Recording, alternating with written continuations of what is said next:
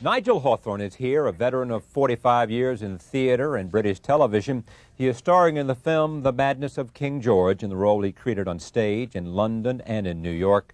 And I'm very pleased to have him here to talk about this film that has gotten really extraordinary reviews in America. I assume it's been the same around the country. I've seen primarily New York and Washington reaction, which has been very good. But it's great to have you back. Thank you, Charlie. How do you feel about all this? I mean, clearly it was a huge success on stage, and that's why they made it into a film, but no one, I mean, could have imagined the reaction, I think, to the film. No, indeed. I think it was all an enormous thrill for us all that we'd had this fantastic response. Obviously, we worked very closely as a team on the film. You know, it was not a very starry thing, so that we didn't have to accommodate personalities. It was just a question of doing as good a job as we possibly could. And that's always the way I like to work. And I think there isn't a single performance in the film which is in any way inadequate. It's all beautifully cast, beautifully And Nicholas played. Hytner, his first film? His first film ever, you know. Directs it.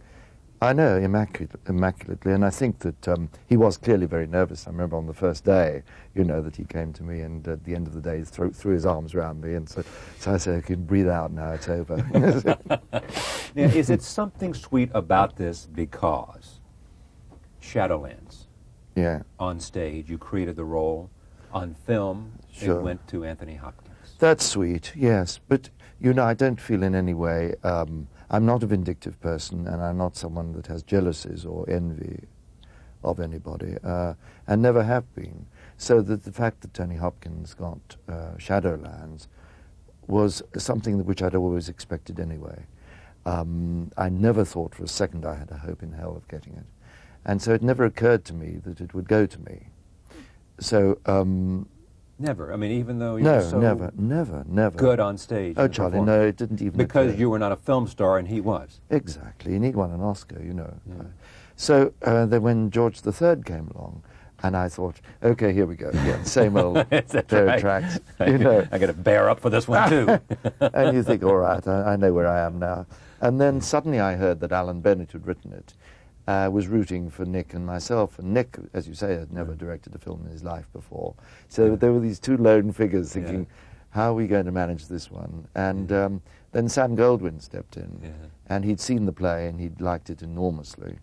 And he was spurred to make the movie with us, you know, by this enthusiasm. And now they're talking about Oscar nominations. And they're talking about them, Isn't it interesting, you at 60-something, and Paul Newman at 70 are the front runners for an Oscar? But if I could look like Paul Newman, you know, I'd be very pleased.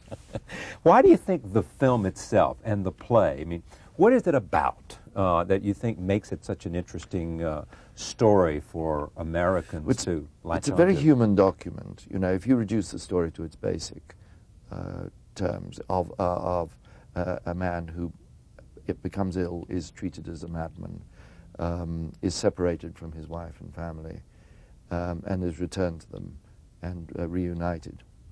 And then you add all the trappings of royalty, you add the crowns and the scepters and the ermine, and then you say that he's the leader of the country, he's the monarch of the country. It becomes something quite extraordinary, although it could exist as a very good story on its own. And how much historical accuracy is here? A great deal, yes. I believe that there was one review this morning which talked about Charles James Fox's role in the film and was criticizing Alan Bennett for playing him as a villain and saying that, of course, he was a great supporter of the abolition of slavery, for example, and many other things, and that these were not mentioned. Well, you cannot, when you're making a movie or making a stage play, get all that information in, because you have a simple story to tell, and those sort of things are diversions. Alan Bennett is a historian himself. He knows perfectly well about these things, you know. But in fact, they think he did. In fact, King George did have some. What was it called? What's the porphyria. Name? Porphyria. Yes. You know, which is what? Porphyria is named after the stone porphyry, which is a sort of a purpley-coloured, reddy-coloured stone. It's a semi-precious stone, and the urine of the sufferer of the disease is slightly purpley coloured. And the reason they think it might be that is because the king's urine was suspected of being slightly discolored, and one of the very, very detailed medical reports at the time talks about this discoloration. He also was unable to stop talking for something like 72 hours at a time, very often. He had this huge sensitivity to touch of his skin. And there are a number of other physical things which he suffered from, which are all symptomatic of porphyria. Okay, let me just make a couple of historical notes. This is King George III. That's right. This is the man who was head of the crown, who wore the crown in England when the colonies were lost. Something that he didn't want to talk about, felt a certain guilt about, I guess, would be the... And it was aggrieved that such a huge opportunity had been lost, you know. But it was partly his own fault, of course. And what about the Prince of Wales? Because, I mean, we think about the Queen today and the Prince of Wales. Here we have another Prince of Wales, the inheritor of the crown, who wants his father out of the way. Sure. Well, I think this is sort of a traditional situation, because you have a young man who has to wait for somebody to die before he comes into any sort of office. And so he could wait for most of his life, as did, I think, Edward VII. You know, he was quite an elderly, stout man when Queen Victoria died, so that he stepped into power then. And in what's left of his life, he's got to take on a totally new role and act as the head of the country. And I think it must be very difficult for Prince Charles, and that's why you see him floundering about and making all these forays into areas in which a lot of people think he's not expert enough. And that's because he's trying to find some sort of identity. And I think it is very difficult for him. Yeah. It must be. I mean, also, he's been prepared all his life to be king. Sure. And there's no evidence that the Queen is ready to hand over the crown. No way, you see. And she wouldn't do that. And I doubt very much she'd do that because of the sense of duty which has been instilled in her from babyhood. You know, as it is with every member of the royal family. They've got this duty, and that's why the Queen does nothing out of line at all. She's very, very rigidly in line. Has the monarchy lost some of its credibility? Yes, and it must be very distressing for the Queen to see all this happening around her, when her job has always been to keep a straight and narrow path. But whether it means that the monarchy will fall because of the personalities involved is another matter, and one must really try and find out exactly what the British public feel about royalty. One last quick thing, we may come back to that. One last quick thing. This is called The Madness of King George. Correct. The play was called? The Madness of George III. Why did we change? Well, we changed because there was a lot of talk that if it was George III, what happened to 1 and 2? That's right. It's like the Rambo. Well, it's like a sequel, right? Yes, a sequel. This is The Madness of King George III, after we've seen The Madness of King George II and King George I. All right, roll tape. This is a scene in which the king attacks the prince who wants his job. Here it is. I love him trying to strangle his own son. Yeah, there you go. I dare. See, I don't think that was an evidence of madness. I think I would have tried to strangle that with my son. I would have strangled him too. I would have strangled him too, yeah. Was it more difficult or different to play the role on film than it was on stage? It was different, but it wasn't more difficult. It was probably easier because I'd had the stage experience. Yeah. And I'd come to know the part so well that I could take it almost any way that I felt, or Nick felt. And because we were obviously conditioned by the circumstances in which we filmed. Yeah. And so we adapted what we had done in the theatre to what the location was and what the properties were. I can't be sure of this because I don't remember. Nick was here. Nick Hytner, the director. Nicholas Hytner was the director of it. I think he may have said to me, I think, you know what I'm going to say? No. That he thinks a film piece is better than the stage piece. He does, yes. Yeah. Do you? Yes, I think so. Yes, I think so. Why? Because it's probably simpler. You know, the stage piece had a lot of diversions. It dwelt quite in detail about the political situation. You saw a lot more of the doctors, and you saw a lot more of the pages. And I sometimes feel that we lost a bit too much of the pages, because there was a very good relationship between the king and one of the pages, which was like a father and son thing, which paid off very well when we did the King Lear scene, so that he was almost like the fool in Lear and the father and son image, you know. And we've lost that, and maybe that was a sad loss, and I know the boy who played Fildro. But generally speaking, I think although the stage thing created such an enormous intensity of enthusiasm from people, the film probably does even more than that. We're going to now see a scene in which the king meets Dr. Willis. Yes. Set up who Dr. Willis is and why Dr. Willis is able to work his miracle. Well, Dr. Willis was a man who lived in the country, and he was he ran what was called a funny farm, you know, a sort of a farm of lunatics, and he dealt with them in a mesmeric way. He stared into their eyes and told them that they weren't feeling as badly as they thought they were, and they were going to get better. And so he was brought into the king's life because somebody happened to know him, and also because he'd had a succession of quacks who'd all been trying to promote their own careers, and who'd not been able to provide the king with a cure. Physicians in attendance to the king. Yes. And who had they didn't trust him at all, Dr. Willis, because he was...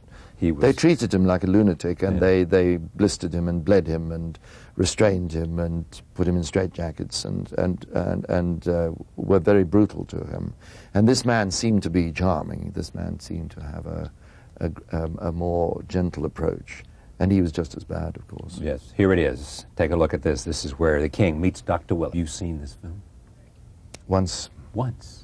In its entirety, yes. It always moves me, that scene, because when Ian Holm, who plays Dr. Willis, opens that door, I automatically cried when I did it. And I can see the tears in my eyes when I watched it now. And we only did 2 takes on that. And I cried both times. And it's just the thought of what happened to the king and what they were going to do to him. It upset me so much, I could feel myself welling up. And you can see it in the picture. You never went to see Shadowlands, the film? No. Why not? I suppose when you get something that's part of you, that you feel very deeply personal about. I was very involved in Shadowlands. I have sacks of letters from people that wrote to me saying that it had changed their lives, you know, because it had enabled them to bring out emotions which had been bottled up. And I felt that I had something very precious that I wanted to keep. So I didn't really want to see anybody else's interpretation of that. It's not out of envy or anything like that. It's really because I don't want that spell broken, I think. You know, it's silly, it's sentimental. And well, it's not. You know, you say this, my whole career has been a struggle for dignity and justification to prove that I've made the right decision to be an actor in the first place. Yes. You have long since passed that acknowledgement, haven't you? I think we're always learning, you know, and we're always trying to find ways of improving. And I still do things, and I look at them and I wish that I hadn't. If I watch myself on film, which I don't do very often, but I see myself doing things and I say, I could have done that better. So that we're always struggling for the unattainable, which I suppose if one considers oneself an artist, and I suppose in the loosest possible sense one is, that's what we should be doing. We should never regard anything as good, anything as perfect, anything as right, or the only way to do it. It's all ephemeral, you know, it could be better. Yours is an interesting career. Coming from South Africa, I assume that you know, you had to, making it in Britain, because of, I assume, voice and things like that, it was probably, you had to no regional combat background. yourself. Yes. No, and I was very plain. I didn't have your looks, for example. Yes, you sure. Go ahead. Flattery. Yes, right. But I didn't have looks on my side, and I suppose that I didn't have the advantage of a drama school training, although I'd taken it as drama as a subject at university. I didn't have that English training, which is so valuable, and also as a springboard to get you into work, into positions. So I really had to start from scratch when I came to England in 1951.